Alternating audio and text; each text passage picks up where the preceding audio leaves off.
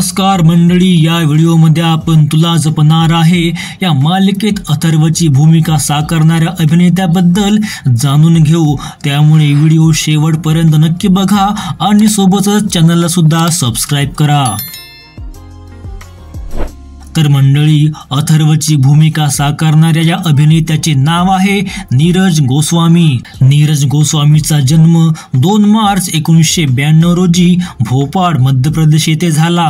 त्यांनी आपले शालेय आणि पदवीचे शिक्षण मुंबईत पूर्ण केले। नीरजने आपल्या कारकिर्दीची सुरुवात रंगभूमी कलाकार म्हणून केली। नीरज विविध टेलिव्हिजन शो मध्ये झळकला आहे।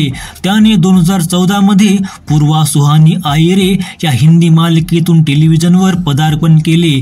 त्यानंतर तो झी टीव्हीच्या तुम्ही हो बंधू सखा तुम्ही या मालिकेत झळकला।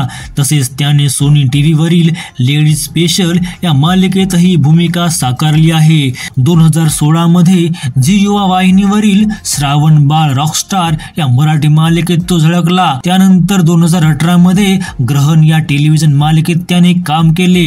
मॉडेलिंग मधून अभिनयाकडे वळलेल्या नीरजने ओके जानू, स्त्रीलिंग पुल्लिंग, रामसेतू या सिनेमांमध्ये अभिनय केला आहे।